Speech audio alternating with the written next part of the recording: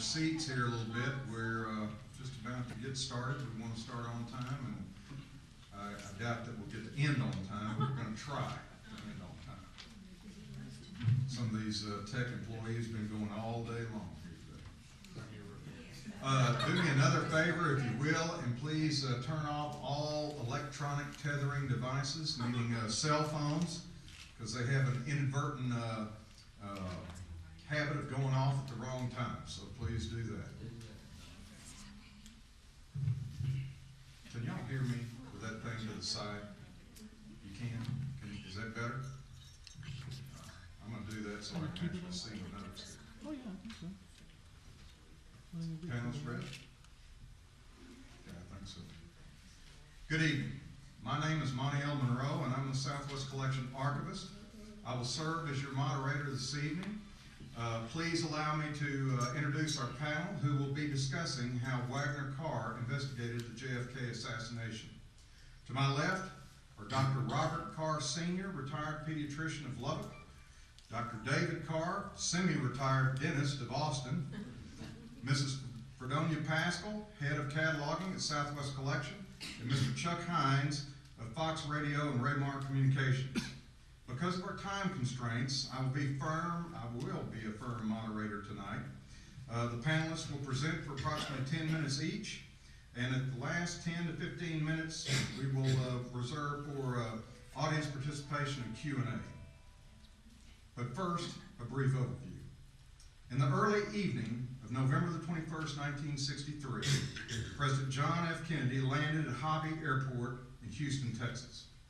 The president and his motorcade were scheduled to drive from the airport into downtown Houston for a parade, banquet, and speech. Unwilling to fight the downtown crowds, a young teacher positioned herself and her two sons along Broadway Boulevard leading from the airport. In those years, there were no buildings to obstruct their view of the president, and so the little family became about the only audience along the street. The oldest boy had witnessed the large Boeing 707 glide in and land. Soon, the rumble of motorcycles and the high-pitched whine of police sirens energized the stillness of the afternoon. The motorcade was on the move. The president was coming. It was a magnificent sight. Gleaming motorcycles, shiny limousines, flags, smiling dignitaries hurtling along the roadway. JFK's open Lincoln convertible came into view. Standing a few feet from the limo, the teacher yelled, "Hi, Jack!" And magically, the president and Mrs. Kennedy turned around in the back seat, looking towards the little family and into the eyes of the boy. Then wonderfully, the Kennedys smiled and waved in an enthusiastic manner.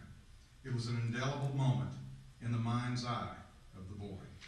Another car whizzed by, past the family, waving, and that was Waggoner and Ernestine Carr. Too soon, the spectacle was over. The next day, following lunch at Louise May Alcott Elementary in Houston, a cafeteria worker burst through the kitchen door and exclaimed President Kennedy had been shot in Dallas. The school was dismissed, and the boy with his family spent the next couple of days watching the national tragedy unfold on the media of black and white television. The news was sad and shocking, and in reaction, the young man created a scrapbook of pictures of President Kennedy cut from the major magazines of the era, Life, Look, Time, and others. Time passed. That little boy was, or is, your humble moderator of tonight's panel discussion. In 1963, I could never imagine that Waggoner Carr's brother and son, respectively, would be sitting beside me this evening, and that Ernestine Carr, who could not be with us tonight, remembered a conversation with me last year seeing the little group of spectators on Broadway in Houston. It is a small world indeed. When the fatal shots rang out from the Texas School Book Depository off Dealey Plaza in Dallas, Texas on November 22nd, 1963, the trajectory of American history changed. Historians and amateur sleuths still debate the whodunits and what-ifs. We will do some of that tonight. Waggoner Carr became one of the last individuals to speak with President Kennedy before the tragedy. How did that occur?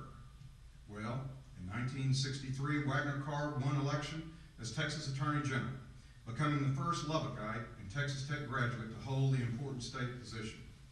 During Carr's first term, President Kennedy and his wife made their ill-fated trip to Texas. The campaign swing was intended to mend liberal versus conservative risks among the volatile Texas Democratic Party ranks. Since Texas at that time was a one-party state, the political fissure had important ramifications for the forthcoming 1964 presidential election. As a rising star, Waggoner and his wife were invited to accompany the president in November 1963. The Carrs initially flew with Mrs. John Connolly from Austin to San Antonio to meet the governor and join the presidential party. There, they attended a rally, speech, and kicked off a two-day tour of the state with the Kennedys. From the Alamo City, Carr and Ernestine accompanied Vice President Lyndon B. Johnson aboard Air Force Two to Hobby Airport in Houston, attending the events there before flying to Fort Worth to spend the night.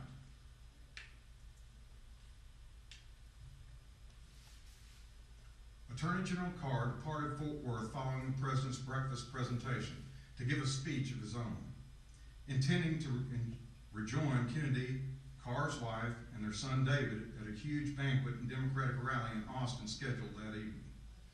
Prior to Carr's detour from the party, the president approached him at the head table, commenting that he and Mrs. Kennedy were bowled over by the warm reception that the first couple was receiving from the citizens of Texas. Soon the president was dead, and within days, Carr became a major player in the post-shooting calamity and in the extensive investigation. Texas Attorney General assumed many responsibilities during the days and months following the shooting. President Johnson initially believed that Carr should enforce the law and open a Texas court of inquiry, but the situation soon changed. Under political pressure to create some sort of unbiased special presidential commission to investigate the crime, Johnson ultimately created the Warren Commission. Carr was asked to lead the Texas component of the commission's examination.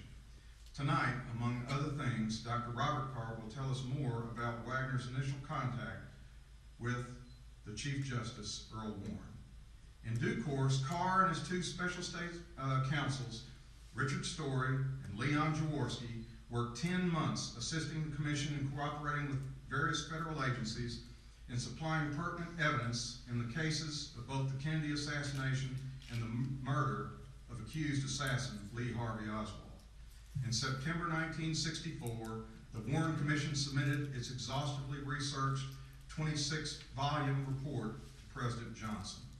During the investigation, the FBI conducted 25,000 interviews, submitting over 2,000 reports comprising 25,400 pages to the commission. The Secret Service conducted 1,550 interviews, presenting some 800 reports amounting to 4,600 pages. On its own, the commission questioned 552 witnesses. Throughout the process, Carr, or one of his special prosecutors, attended every investigation, reviewed each scrap of evidence, and interviewed all key witnesses in collaboration with the commission. Dr. David Carr will share with us this evening a more personal and behind-the-scenes perspective of Waggoner's dealings with the commission, including important perspectives from his mother, Mrs. Ernestine Carr. Into the last days of his life, Waggoner Carr dismissed the myriad of conspiracy theories surrounding the assassination. In spite of the massive investigation and Carr's denial, however, theories about various aspects of the killings continue to intrigue conspiracy researchers. Fredonia Pascal and Chuck Hines are here tonight to share their perspectives about certain aspects of the assassination that continue to puzzle researchers and conspiracists.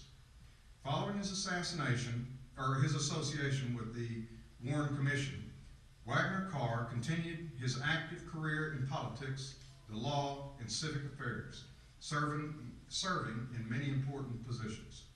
He was honored as Distinguished Alumnus of Texas Tech in 1968 and served on the Board of Regents from 1969 to 1971. Most importantly, Carr also donated his personal papers, including much Kennedy assassination material, to the Southwest Collection Special Collections Library for the benefit of researchers. Until the end of his life, Waggoner Carr conducted his affairs with professionalism and integrity, encouraging an ethical approach to the practice of life and the law, which he elevated as an honorable profession. With that brief introduction, I now call upon Dr. Robert Carr to begin our more detailed panel discussion. Bob? You better give down here on this phone or come up there. You're welcome to stay right there, Dr. Carr.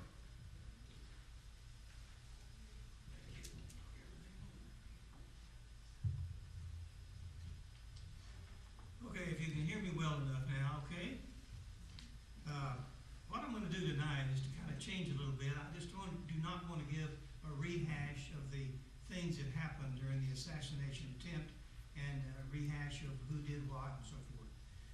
But what I want to give you, is, as Monty said, is more a behind-the-scenes story of the assassination days and some stories that I heard from Waggoner that I think would be very interesting for you to know. The Carr family, which consists of 3 brothers and 1 younger sister, and we've always been very close.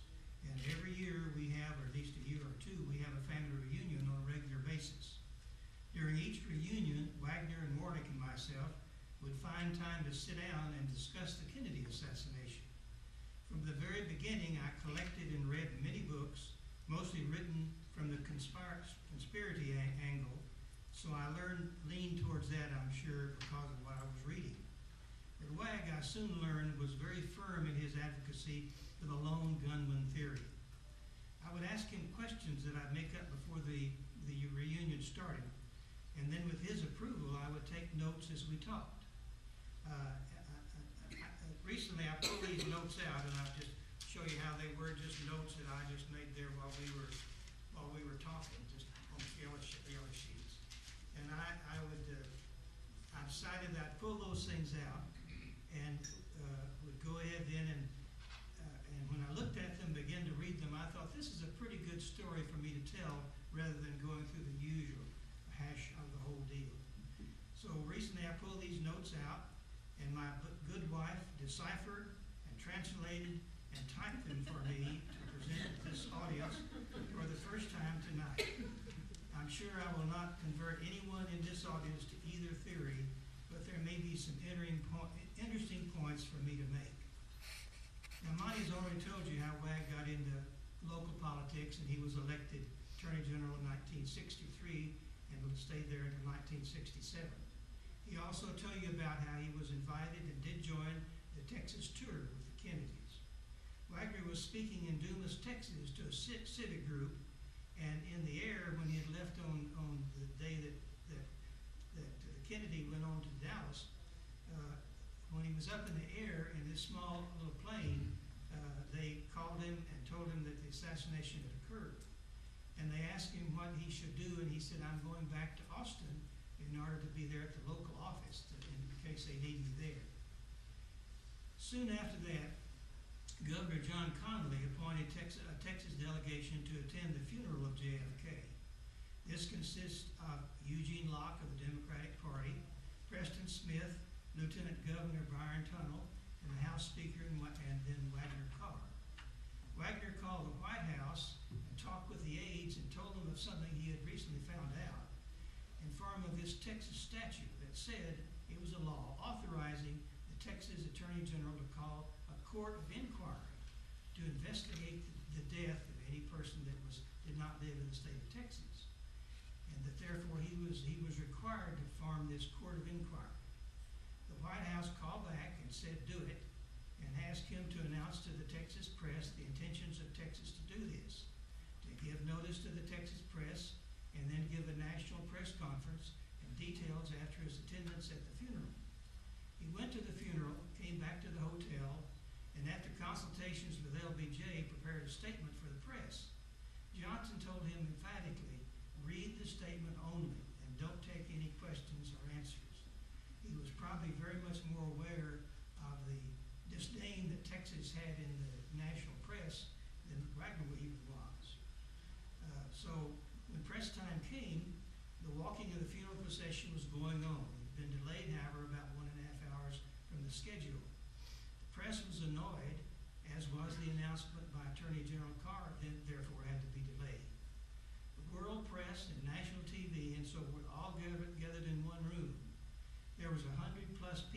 small auditorium with all the cameras, all the TV equipment, and so forth. When Wag walked in, reporters and commentators became very annoyed and rude. They hollered at him, "Are you really the Attorney General of Texas, USOB, and murderer from Texas?" Derogatory remarks were directed to the entire state of Texas. It was a chaotic scene. Waggoner read statements exactly as LBJ and his advisors asked, but there was a loud noise. Nobody quit talking and people still yelling at him. CBS, in fact, asked him to repeat the whole statement because they didn't get it on their film. Many of the crowd followed him through the lobby, all the way to the elevator, gesturing and yelling. Waggoner was very concerned about the safety of the group with him. Waggoner was appointed then, therefore, was making appointments to the Court of Inquiry, as requested by the White House as soon as he came back to Texas. Leon Jaworski, former president of the State Bar of Texas, and Dean Robert G. Story, former president of the American Bar Association, were chosen by him, and the White House approved of his choices. In the meantime, members of Congress wanted to investigate everyone on their own and not trust anyone from Texas to be unbiased. They wanted the CIA, the FBI, especially investigate anyone and everyone from Texas, the Cuban exile community, anyone. They thought conspirators had a base in Texas because the Dallas Morning News had a large advertisement talking about Kennedy being in Dallas and saying derogatory things. And they'd had some trouble not too long before, and we'll explain that in a minute, about other things that had happened. When Waggoner saw it, said it would have been a circus with any state and national group calling and vying for the same witnesses, investigate all the different political parties that they wanted to, newspapers, editors, investigate columnists, see if they wrote the right articles, investigate the mafia, and so forth. Well, LBJ then appointed the Warren Commission as an official body to investigate, and then appointed Waggoner to correlate and integrate state and national investigation, as the federal government had far-reaching supreme powers for witness that an individual state could not call witnesses from other states. Earl Warren was appointed chairman. Chairman Warren, however, had condemned the whole state of Texas even before the investigation was begun. He said, quote, "Texas must share in the blame for this killing." In his opinion, Texas could not be trusted, nor any Texans. Dallas was a hotbed of radicals, and possibly if LBJ was involved and we did the state organization here to investigate, then where would that leave us? Because they wouldn't want to investigate LBJ. Wag went to Washington to offer Warren the state's help and cooperation and get the rules correct. Warren did not want to talk with the Texas delegation until they agreed that there would be no investigation instigated by the state of Texas. For 2 days, Warren would not see him. Wag stayed in a hotel room waiting for a call to Warren's office. At the hotel, a telephone call from Chief Justice Warren finally came to agree to see Waggoner. He brought him to his office, and after 2 hours of waiting in the receptionist room, Waggoner finally told the reception he'd been there 2 days, and he'd waited there for 2 hours, and he had a lot of work to be done back in Texas, and he wasn't going to wait any longer. So within 15 minutes, Warren saw him and had the meeting. Warren, however, told him there was 3 stipulations if he was going to do anything with this review.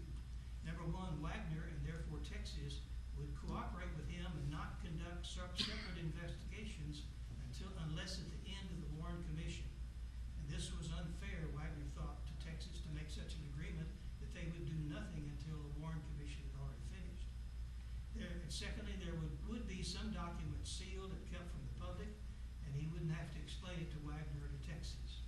3, if the investigation was thorough, then Waggoner's Attorney General would join us in approving the conclusions of the Warren Commission by reporting to the state governor. If not, if it wasn't appropriate for him to do that, he could conduct the Texas investigation separately. Waggoner, or a designated person from Texas, sat in at all the Warren Commission hearings. The atmosphere was rather cool initially, but it did improve. For example, Leon Jaworski had to sit in a straight-back chair and take notes on a yellow pad held on his knees when he was president of the commission.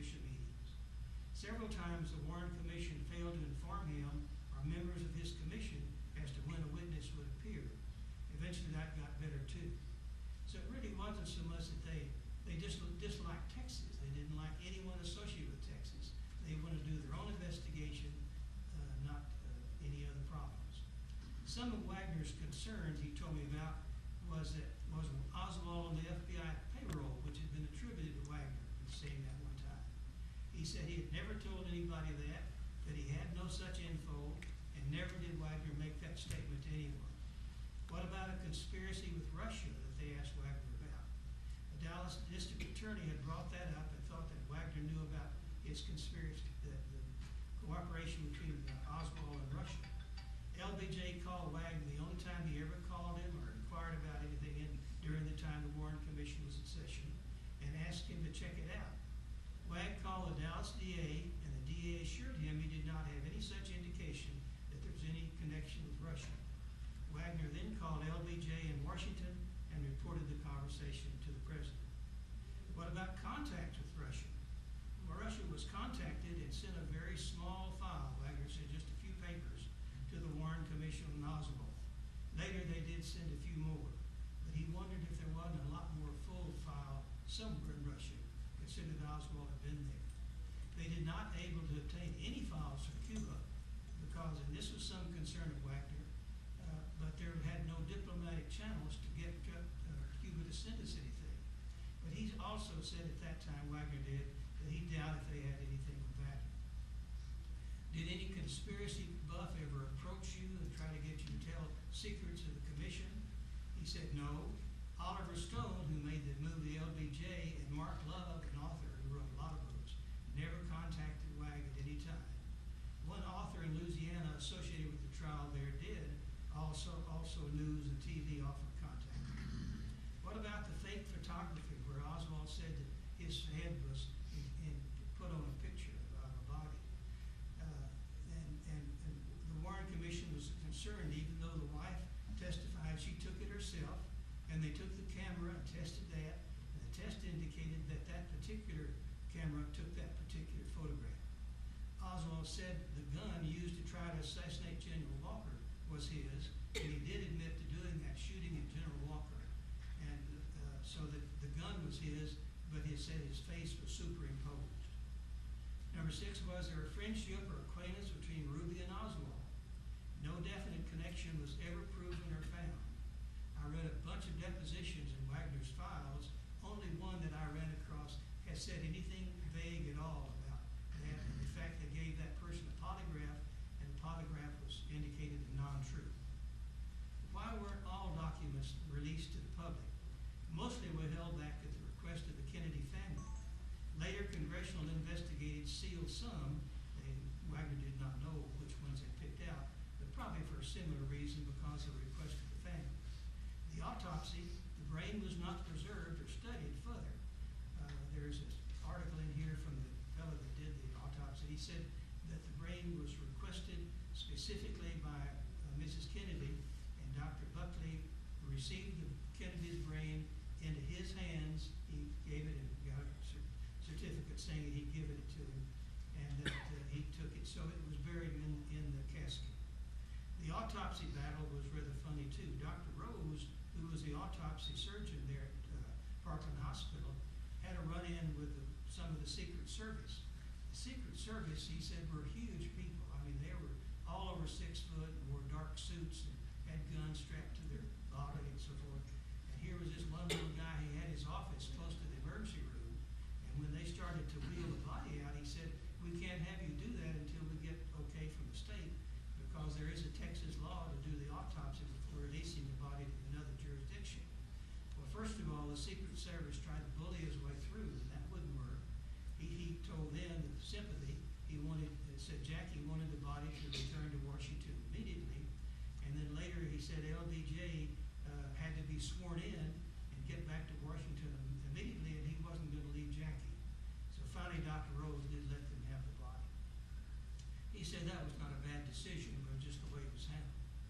And then Wag and Earl Warren, he was called to Washington to share info about Oswald one time, and Earl Warren asked about the Dallas threats, about the newspaper, about the other things. For example, they'd have other times when people came to Dallas.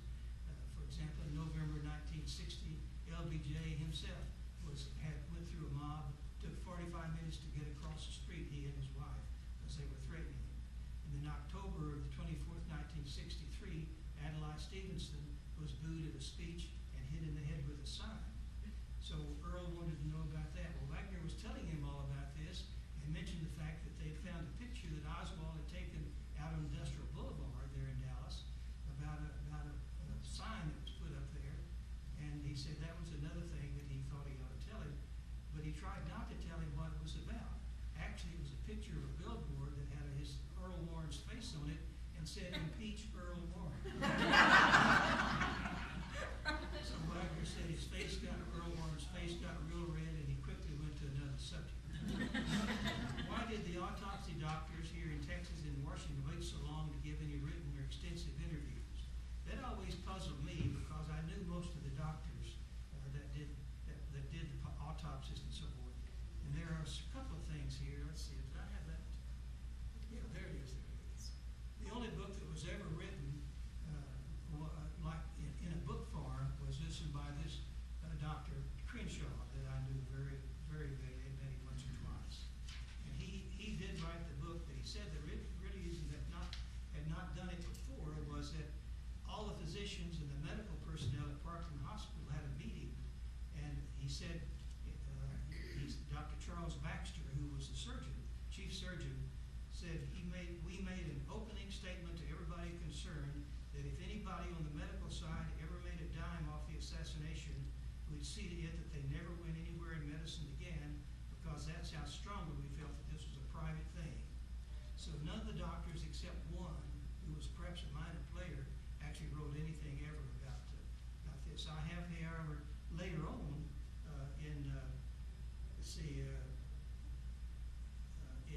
there's only two almost complete things about autopsy. So they were published in professional medical journals.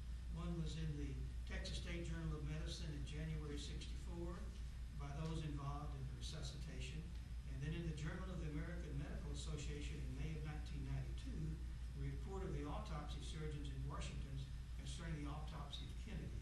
This is very, very interesting, Jim, for you and some of the other medical personnel might want to read these because these are extremely interesting.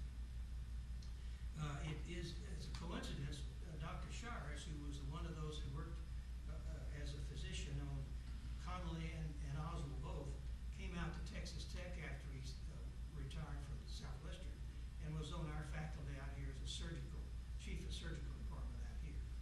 The only other thing I'd like to say, since I'm sure I've gone over, is that I did go ahead and, because it showed my interest, they had assassination symposiums that they had for the next several years, went on for, I guess, 5, 6, 7, 8 times. And they would bring people in that had anything to do with the autopsy. These were, of course, created by the conspiracy buffs because they'd sell their books and things like that too, sell tapes and so forth. And I got to hear Marina Roswell when she talked at the banquet one time. Had a very bad accent. You could hardly understand her. Very soft voice and so forth. So it really was just interesting that she was there rather than what she said. Then as far as Parkland and the doctors there, most of the people, there are a lot of people that went to Parkland and graduated from there, from Southwestern Medical School, and a lot of them knew the doctors that did all the autopsy and the work. So that's it, I think, as far as anything else. I know, Dr. Carr, I was very indulgent. Because you and I had served this way many times before. But now I'm going to turn it over to Dr. David Carr. So bear with us and thank you, Bob, for those wonderful remarks there. David? Well, I'm honored that Uncle Bob would go before me because that was interesting. I learned some things I didn't even know. Thanks, Bob. We're honored to be back at Tech. I've been here a good while, and it's really good to see everybody. And it's great to be among such distinguished people. Monty, appreciate you and Emma and asking us to come up. And a pleasure to be with Virginia and Chuck. And Dr. Dean back in the back. He's volunteering some time up here tonight, I understand, so appreciate it, Bill. Also want to introduce my wife, Diana, and Courtney, our daughter, who came up with us from Austin today. We live in the capital of Texas, and cousin, and J. Davis Armisted's in the front row too, Dr. Armistead. Boy, I could tell some stories about Dr. Armistead, and I've only got 10 minutes. I forgot to set my clock here. Yeah, I've got it. You got how many minutes do I have left here? But I mean, Monty puts the fear into you. 10 minutes, that's it. Shot. That's over. It's over. That's it. That's it. But anyway, it is really an honor to be here, and I really appreciate Southwest Collection and, as we call it, Ollie. Is that right, Emma? I was trying to pronounce the Osher Lifelong Learning Institute over in Oregon, so I didn't mess up, but you said Ollie, and that helps out a lot. You know, it's interesting to me that when I was asked to be here as the son of Waggoner and the son of Ernestine, that I had to go back and really reflect back. It's been, I counted 48, 47 years. Coming up in November, I think it's 48 years since the trip to Dallas and San Antonio and Houston by the President and Mrs. Kennedy. And the assassination that regretfully took place in Dallas. And it was such a joyous experience. My mother couldn't be here because of her health, but she's in good health, but she just couldn't make the trip up. But she said, you know, the Kennedys, when they met them at the tarmac in Houston, was it, Monty? Yes. I was thinking of San Antonio. In Houston, it was electrifying. The Kennedys were dynamic, beautiful people, you know, just beautiful. I mean, they were the pride of America. And she said meeting them was just the most amazing experience, and getting a chance to know them a little bit in that short period of time in Houston and then Fort Worth and the breakfast in Fort Worth. And then what undoubtedly did not happen was the dinner, the great banquet that they were planning in Austin. Now, President Kennedy was 46 years old, as I figured it, when he died. My dad was 45. I'm 62. That shocked me because I always think my dad as being older than me, but when he was there, he was 45. I was 14 years old, and I was at a middle school called Lamar Junior High School in Austin. When Mrs. Barr in my algebra class, I knew my parents had gone, this was a big deal, but I was not supposed to be a part of it until that night. Mrs. Barr came up and says, David, we have some serious situation here. The President and Governor Connolly have been shot. We think the President's dead. We're not sure where your parents are. And I went, holy cow, this wasn't supposed to happen. Ooh, hello. And so the toys that I had in my possession at our house on Mesa Drive in Austin were not to go to the Kennedy kids. I was supposed to present treasure toys from the University of Texas, other places. I was supposed to present to John and Carolyn Kennedy, so I never had a chance to meet either one of them. Oddly enough, sad to say, you know, John's died in that plane crash and Carolyn's the only one left of that family. So, you know, it's a missed opportunity that happened that night, and I'm sad about that. Then all of a sudden, my dad's, as you know from what Monty said, is thrust into the immediacy of the whole thing. I didn't see him for almost 10 months. He was coming and going out of Washington as Attorney General of Texas, and is, you know, one of the 4 people that they asked to attend the funeral. Now, Dad, I'm not going to go into all the detail most of you know already, but Dad told me certain things, and one of the things he said was that when they arrived in Washington for the funeral, they didn't know it, but they had to wear a certain regalia. They had to have a long-tail tux, pinstripe, with a top hat. Now, where do you go rent a top hat, long-tail tux in Washington, D.C., and you didn't know it was going to happen? They really had to hustle. So all 4 of them found the appropriate regalia to wear, and then they marched. Of course, they broke away from the process after the cathedral, St. Matthew's Cathedral, and went back to the hotel, as Uncle Bob has talked about in mine.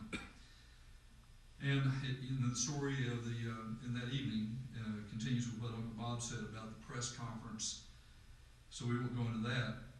Now, what happened to me as a 14-year-old was Dad wanted to show me what he could, and one of the things that was fascinating. Okay. I'm going to try to get this all in. One thing he wanted to do, so we went, I knew that he had been with the Warren Commission at that window in the school book depository that Oswald shot the rifle through, and the boxes that he laid the rifle on. And so he had been up there with former CIA Director Dulles and James McCloy and other distinguished people of the committee. And so he took me up there one day, and we sat there on a beautiful day looking out the window. And he said, David, this is the box that Oswald laid his rifle on. Now, from your perspective, son, do you feel like that he could have, as the car's going down that street right there, do you think he could have done that single bolt action rifle as he did? And I'll tell you, as a 14-year-old and not having shot a gun in my life, I could pretty well tell you that the trajectory path from that advantage point of being higher and the road was right below. I think a sniper, the caliber and the intent that Oswald had to do to carry out his mission was, obviously it happened, but I mean, it wasn't all that hard for him with his caliber. And it was really chilling to be there. So Dad said, now we're going to walk down the stairs that Oswald walked down, and we're going to see the people that he waved at as he walked out. So we didn't really wave at those people, but we walked down. He said he stopped and waved and talked to these secretaries on the way down. Almost ran into 2 or 3 people. I think one of them was a police officer. And so it was a chilling experience for me because at 14, this is almost more than a 14-year-old can handle. And so I will never forget that opportunity to do that. The other thing that I want to say in the short time that I have to say it is that my dad took things seriously. He was pretty pragmatic, as Uncle Bob will tell you. He was a lawyer, he was Attorney General, and the facts were the facts, and the investigation was the investigation. And the people that they did interviews with went down so everyone could see it, even to this day. And he was adamant, absolutely adamant, that there was no grassy knoll shooter. There was no conspiracy theory, that the investigation of the Warren Commission was accurate and complete. I guarantee you, tonight I am the only person here representing Waggoner Carr's work that will say that. I think there's some conspiracy people here. I bet you. You got it. Yeah. So I'm surrounded. Yeah. Okay. So, but my dad, I had the mistake of taking my dad out to one of the conspiracy theory authors one night for dinner, and that was not a pleasant experience. One thing that Dad was, and we alluded to the Warren issues with Earl Warren, that was quite a deal. There were a lot of very interesting things. How much more time? 2 minutes. 2 minutes. We got to get to 2 more things. They confiscated Oswald's stuff, and they found a number. They didn't know what the number was. They called it was a Russian embassy. Okay. Some of the phones were bugged in Washington. They couldn't call home. And now I want to say that Dad wanted his documents to come to Texas Tech, his beloved university, alma mater. And I want to say, I recorded something, I think we've got it on tape on Monty's computer here, on digital format. I recorded it off some tapes from cassettes, so I hope this comes through. I want you to hear his own voice about how he felt about donating his papers, and then I'm through.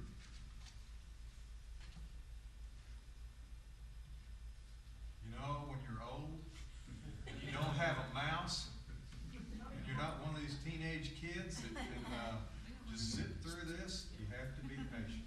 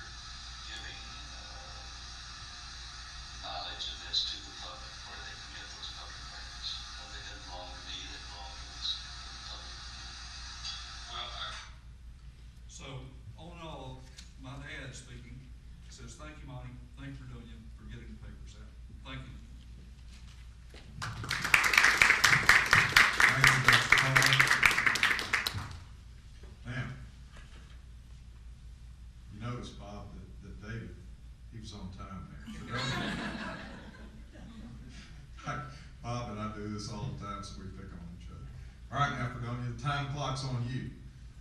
Okay, And you just tell me when you need me to change a slide. I will, thank you. The Kennedy assassination has always been a source of great interest to everyone. The first book dealing with the assassination was released almost immediately. It was The Torches Passed, the Associated Press story of the death of a president.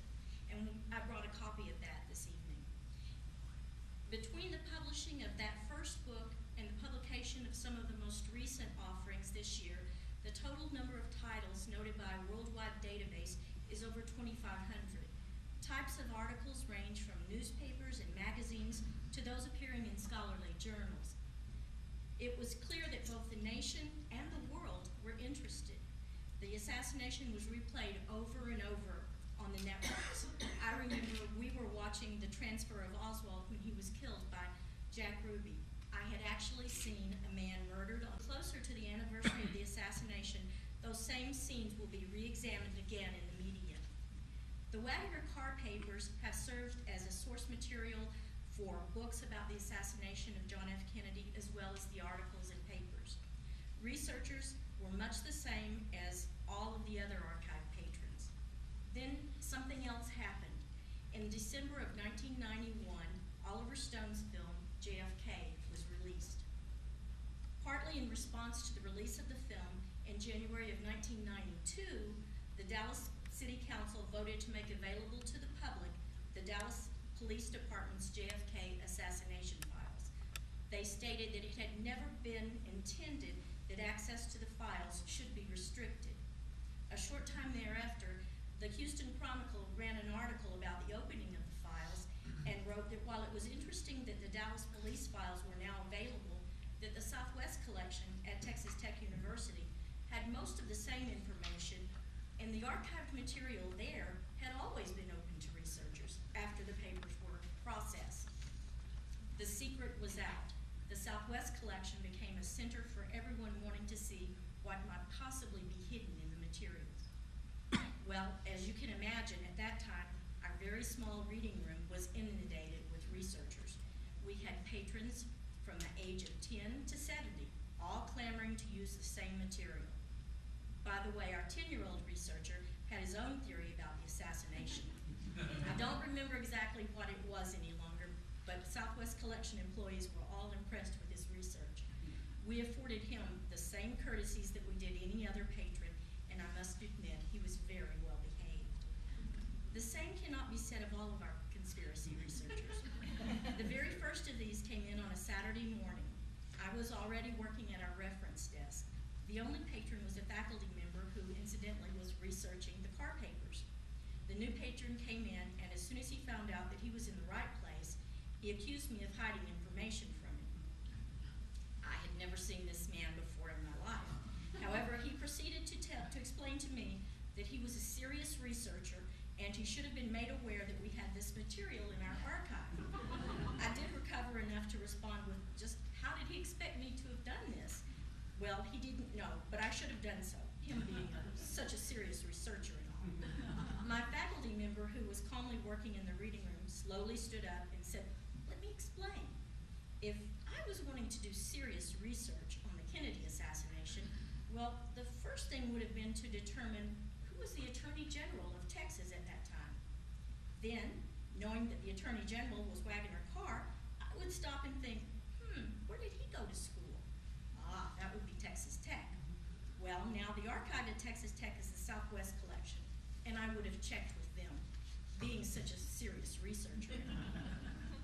The patron sat down, but then was incensed when I explained that he was going to have to sign in as a researcher of the archive. He asked what were we going to do with the names of the researchers, feeling perhaps that we would be turning it over to a higher authority.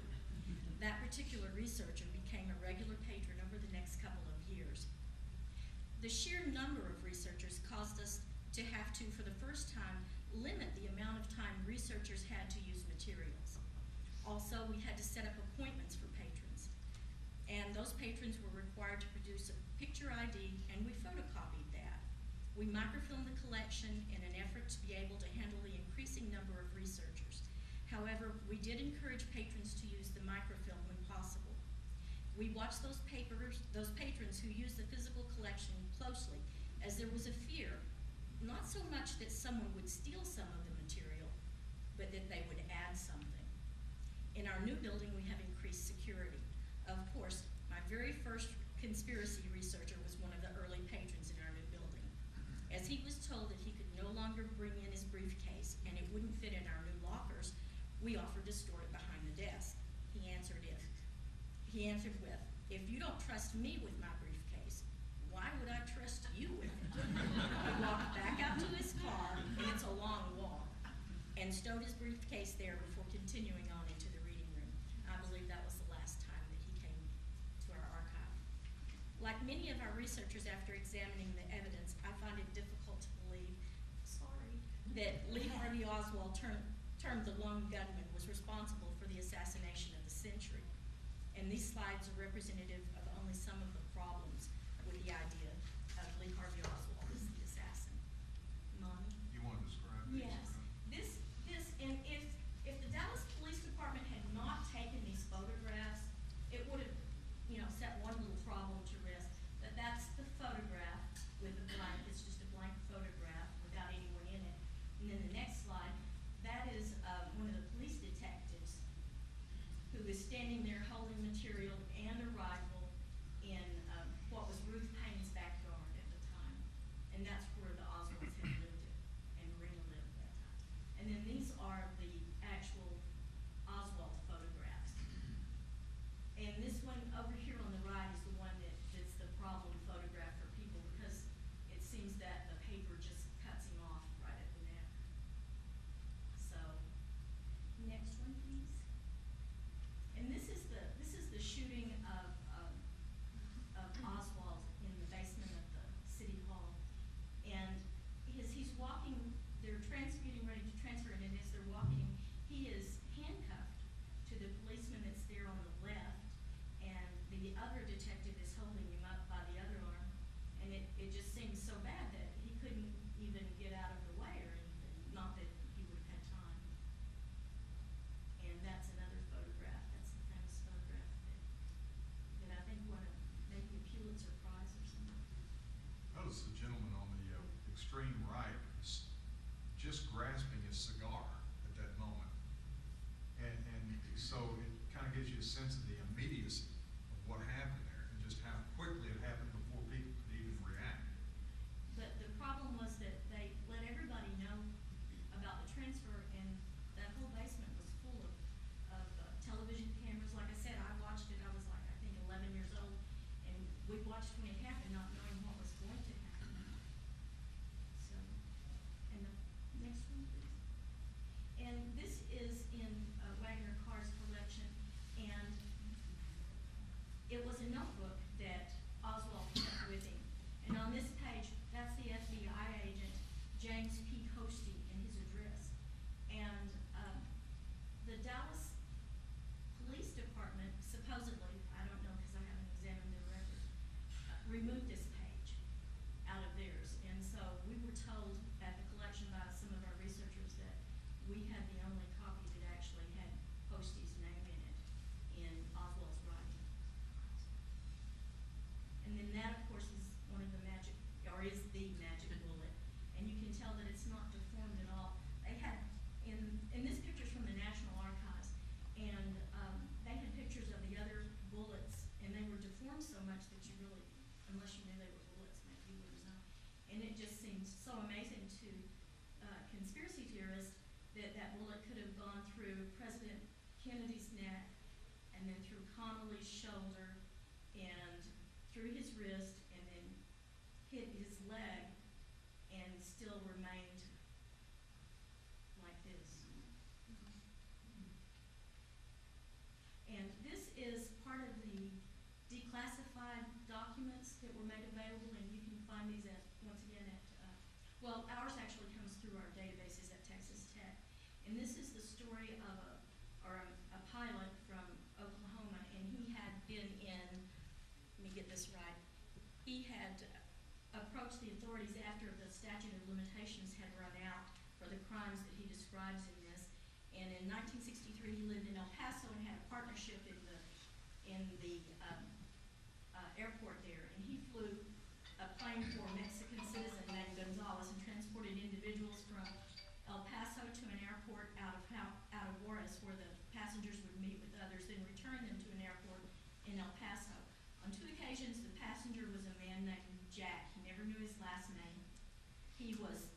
after the assassination, when he saw the photographs in the newspaper, he realized that the passenger was Jack Ruby, who was met in Mexico by a man that he said appeared to be Lee Harvey Oswald. And he said he continued to make these flights, but after the assassination, he never saw either one of those people again, and so he felt fairly sure that's who they were. So he said 1 month after the assassination, he was actually approached by the FBI and asked if he had ever been involved in smuggling activities, which he answered with the lie that he never flew without filing the flight plan. He said he did this because he's afraid of being prosecuted. And that's it. You were pretty good for that. You went down a little bit. Now, we have a real treat because we have a professional radio man here and a thoroughgoing conspiracy buff, or theorist, right, Chuck? And so Chuck Hines, come forward. Thank you, Mike. So glad you turned off your cell phone for us. Let's face it, The timer's on you, Chuck. the President of the United States was assassinated. The disputes and questions on November the 22nd, 1963 include Secret Service protection, the parade route that day, the number of shooters, the number of bullets fired, where they came from, the autopsy of JFK, interesting members of the Warren Commission, and some basic questions. Too many questions and too many mysteries to say that this was the work of a lone gunman. Okay? I believe that Lee Harvey Oswald didn't shoot at all. I believe that President Lyndon Johnson executed a coup on the presidency of the United States. I believe that the mafia was involved. I believe that there was a conspiracy to kill John Fitzgerald Kennedy. You've just seen the magic bullet found on a cot at Parkland Hospital. Went through Kennedy, went through Connolly, and ended up pristine. We have to question this. This would not happen today. So the thing that was also very interesting to me when John Connolly passed away, that his family refused an autopsy. Refused. This would have simply stated, if they would have found any amount of lead in Connolly's body, that there would have been an additional bullet. If there's an additional bullet, there's an additional gunman. If there's an additional gunman, then there's a conspiracy to kill the president. However, Connolly's family refused to have an autopsy. Now, one of the things that I have a problem with Governor Connolly is, for most of his life, he was a government employee. He was on our payroll. That should not have been an option. LBJ, why I think one of the reasons that he was involved, rebuked Kennedy's troop withdrawal from Vietnam the day after Kennedy's funeral. The day after. President Lyndon Johnson immediately reversed the predecessor's order to withdraw 1,000 military personnel by the end of 1963. In fact, President Johnson increased the number of troops in Vietnam. Now, why did he do this? War is business. It's big business. And a lot of people benefited from a business standpoint because of the Vietnam War. Okay? And that was under President Johnson. The mafia. I'm a Midwesterner. I've been in Texas for 21 years. I asked somebody once, when do I get to be a Texan? I was told, never. Okay? I've been told, where are you from, boy? I said, well, I'm from Kansas City. And they said, you're a Yankee. I said, well, define Yankee for me. They said, anything north of the Red River. I said, well, there's Texas north of the Red River. And they've always told me, them people are Yanks. Okay? Now, where I'm from, and when I grew up, I was 3 years old when Kennedy was assassinated. So I'm roughly within a couple of weeks the same age as John. And while I don't remember the assassination per se, I remember it being very dark in my parents' house. And for whatever reason, the lights being off and the clump of the horse. And you might say that, well, you've just seen it so many times that you've now created this memory. But that's my recollection of it. So I have have this interest in this murder. But where I'm from is where the mafia lived, truly. You did not say the word mafia out loud in Kansas City. I grew up in the suburbs, and we had a number of notorious mafioso living in Kansas City. They lived in Kansas City because Kansas City's halfway to New York and halfway to Vegas. Easy access to Chicago. When I tell you that numerous times that people were found in their trunks at the Kansas City airport, it's true. There were bars and whatnot in the 70s that were mistakenly and just inexplicably blown up, okay? So the mafia lived in Kansas City, so I believe in the mafia. Now, one of the things that people really kind of look at is, okay, if there's this conspiracy theory, then why haven't we heard about it? It's awful hard to cover something up for almost 50 years. There's some new research out that talks about the mafia and talks specifically about the Dallas Mafia. At the time of the assassination, Robert Kennedy was investigating the Dallas Mafia, okay? They actually had prosecution of a court case going on by the guy by the name of John Eli Stone. They were investigating and prosecuting for illegal gambling, drugs, etc. The Dallas District Attorney was a guy by the name of Henry Wade. Henry Wade, Roe versus Wade, he's the Wade. Now, he liked to go to these parties, okay? And there's always, sometimes maybe when all of us end up in questionable places and you kind of look around the room and go, you know what, maybe I shouldn't be here. Maybe none of you have been in that position. I've been in that position. And I said sometimes, you know what, maybe time to go home. Henry Wade, though, went to some of these gambling parties. He was known to have gone to them. I believe that information was used against him as they determined whether this was going to be tried in Texas. Also, Sarah Hughes, who was the judge who swore Johnson in, also had a little bit of a gambling situation. She had a gambling past. Who knew about this? J. Edgar Hoover. Where did J. Edgar Hoover live in Washington, D.C.? He lived right across the street from Lyndon Johnson. They were friends. They knew each other. And he knew of his preference, so that gave Johnson power over Hoover. Because if Hoover is found out, then Hoover loses the FBI. So I believe that they were able to commandeer this and make this in a very nice little sweet circle and take John F. Kennedy down. Now, I think also that Oswald was a patsy, and that he was found basically kind of in the commissary drinking a Coke. The timeline is just not there. I don't think that Oswald had the ability to fire the rifle the number of times that he did. There's also too many witnesses of people pointing to the grassy knoll. There's just too many. The autopsy, sorry, botched. It was done by doctors who were not normally doing those types of things. The notes from the autopsy aren't very good. There's also talk that perhaps that there was some work done on Kennedy prior to that autopsy to make it appear that the shots came from the back. I think Kennedy was shot from the front. So that's kind of how I feel. There's a Fox News poll that has been done that found 66% of Americans believe in a conspiracy, and another 74% believed in a cover-up. Just a quick story. Talking about Lee Harvey Oswald. At the time of Oswald's transfer, one of the things that he did is he called a radio station in Dallas to ask what time the transfer was going to take place. Pretty common. You wouldn't believe the number of calls that we get to the station, people asking about various and sundry things, wanting to know what's the weather, what time's the football game. I could see it happening very easily. Hey, what time's Oswald going to be transferred? The guy who answered the phone used to own a radio station here in Lubbock. I used to work for him. I was reading a book one day. I see his name pop up. The guy's name is Ken Dow. So I go to Ken and I said, hey, saw your name in a book. He said, so you know the family secret. I said, yeah. I said, is it true? Because you said it wasn't true. He goes, it's true, but if you ever tell anybody, I'll tell them you're a bald-faced liar. So, you know, there's just, in my mind, there's too many questions.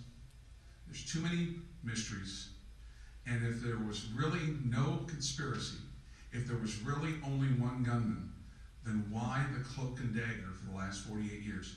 Why the reason to black out key points of testimony? Why do we have to wait until we're all dead before all this information is going to be released? also find it a coincidence that Jerry Ford, who was on the Warren Commission, would one day be basically appointed president. I don't think there's a coincidence there. So that's my perspective. I'll take the tinfoil off my head, okay? I'll tell the black helicopters to land, all right? But I do believe that Lyndon Johnson was involved, that there was a conspiracy, that Lee Harvey Oswald did not act alone, and that shots came from the grassy knoll, and that more than one shot was fired, and the magic bullet proves it all. Thank you.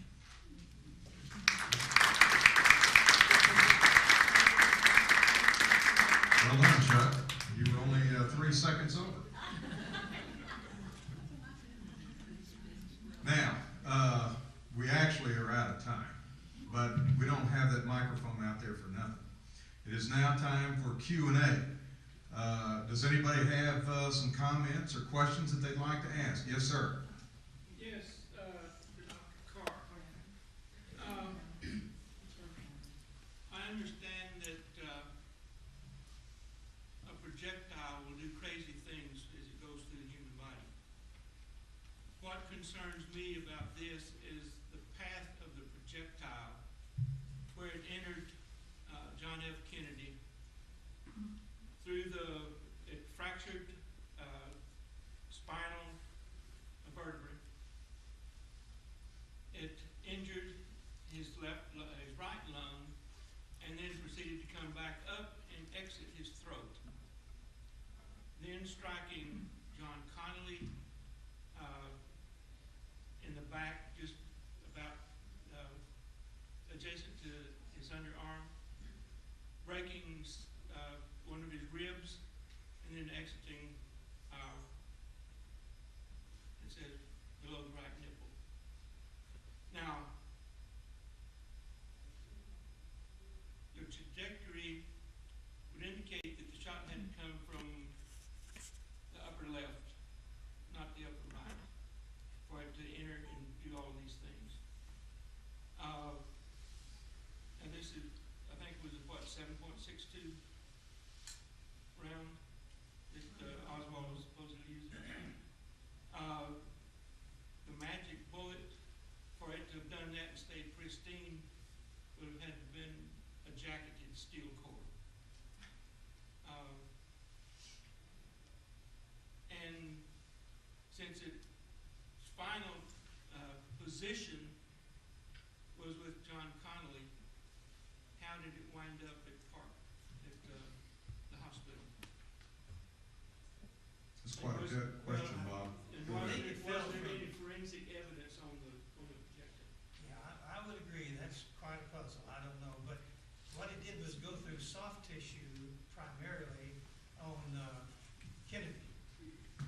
When in his back, about up here, didn't break any ribs or like that as far as I know, and I can read all this over again, but anyway, that he went through and then came out fear as an exit wound, which later on they did a tracheotomy in the hole, and then went down and broke his rib and got into it. But it wasn't down into the leg depth very much at all. It was just superficial. It didn't go in very far. Yeah. So it lost almost all its spin and all its trajectory force. So, and I don't know, that has always been a problem too about most people when they talk about conspiracies, is the pistrine bullet. And I really don't know. I'd have to read this over again. I read it over several times, but I couldn't tell you exactly the course. I know they did not try to follow the bullet that went in the back first, because of the fact that they felt like that if they tried to go through that, had gone through, and if they tried to go through it, they would, because the muscles were so torn up and everything, they couldn't put something down there to try to trace where the path went. So I don't know. Now, we're going to have to limit questions here a little bit, so let's try and keep them at a even time period here for these folks. Yes, sir. You talked about the interaction with Waggoner with the Warren Commission. As a corresponding Attorney General to the United States Attorney General, did he interact with Robert Kennedy at all over those 10 months? No, I don't think he had anything. Do you know anybody related to Robert Kennedy? I don't think so. There's one thing I'll add to that, because I was the last person to formally interview Waggoner before he passed away, unfortunately. And that was brought up because Dr. Carr actually sent me down to interview his brother to see if he had changed his story a little bit. And Waggoner, one of the things that is in this letter that we had up here earlier indicates is that it was RFK's brother.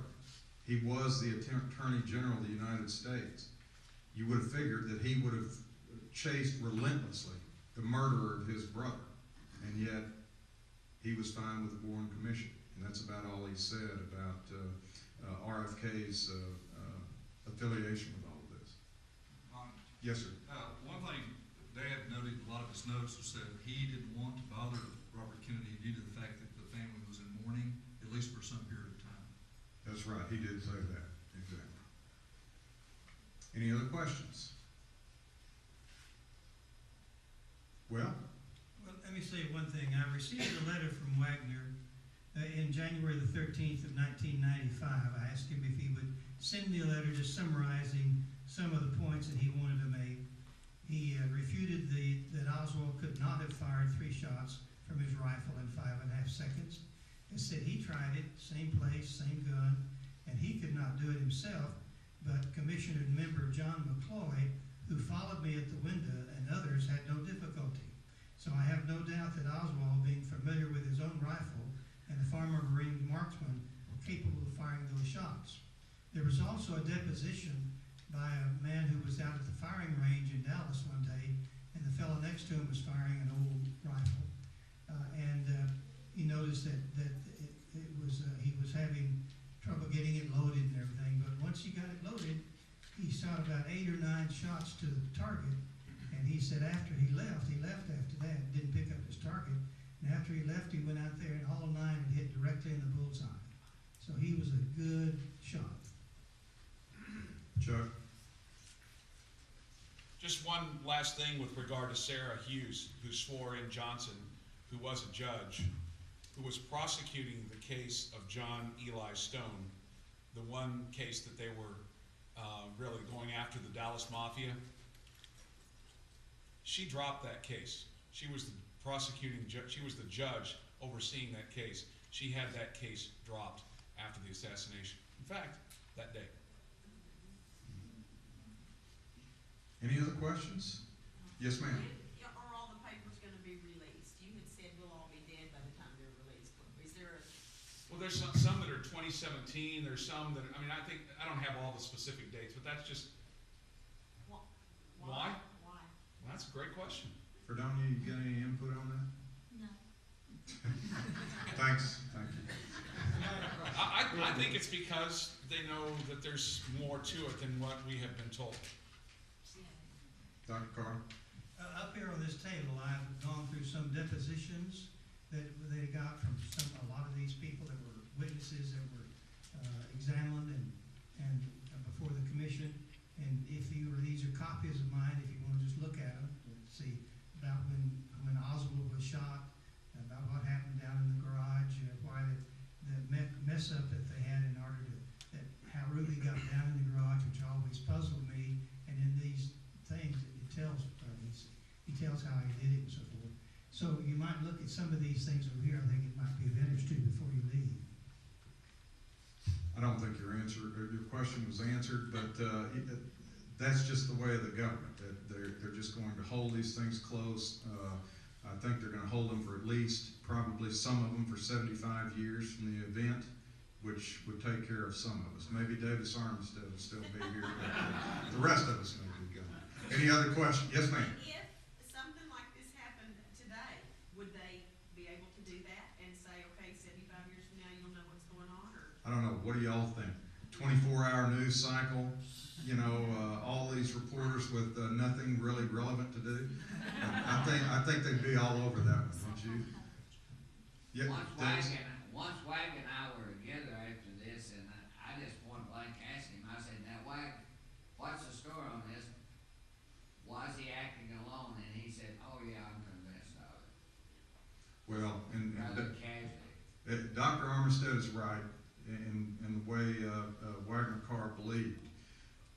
I was telling Fredonia and Dr. Carr here last week, that there's something about having a man, and most of these people were World War II veterans, several of them combat veterans. These were serious men. David mentions his father was in his mid-40s. You wouldn't think of many people in their mid-40s actually being as responsible as these folks were, but they were hardened people. And they had grown up during the Depression.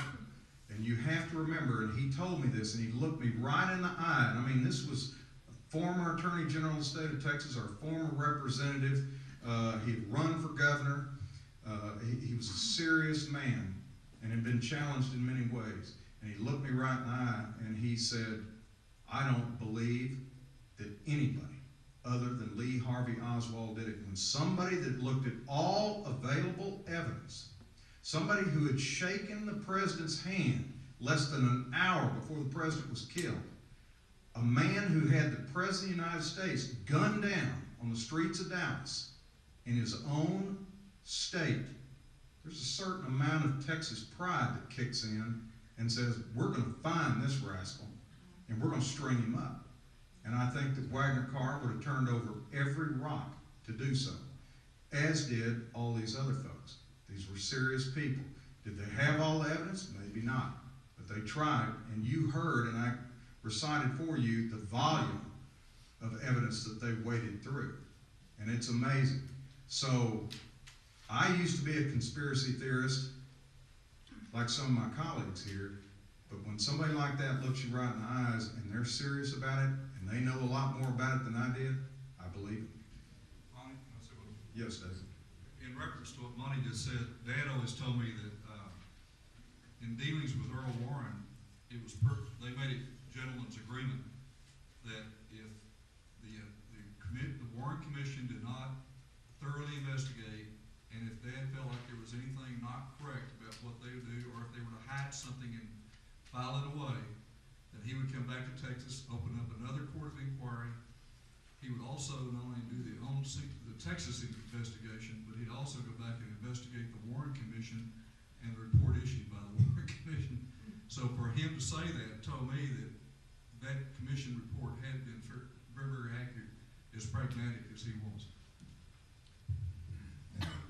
This last paragraph out here, Waggoner sent me this letter, as I say, in 1995, in the last paragraph, very short. Marina Oswald, widow of Lee Harvey Oswald, told during her testimony about a conversation between them in which he promised her that someday he would be a big man. Oswald must be smiling at his grave. Again, these were serious people trying to do serious work. This was an affront not only to our national honor, but to our state honor. Are there any other questions? If not, we thank all of you for coming out here tonight. We appreciate Osher Lifelong Learning Center Institute allowing us to have this wonderful presentation. We hope you learned something. Fredonia Pascal has brought a number of items from the Southwest Collection here. We have literally thousands of documents, and I showed a few up here towards the end. All those depositions and affidavits are so interesting when you read them, especially people of our age who were there and saw it.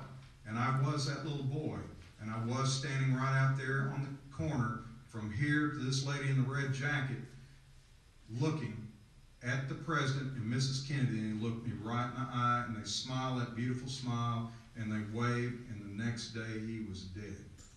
And I think it's affected all of us throughout our lives somehow or another. And we just thank y'all for coming out and showing some interest here tonight. And if there's nothing else from the panelists, then we're adjourned here this evening. Good evening.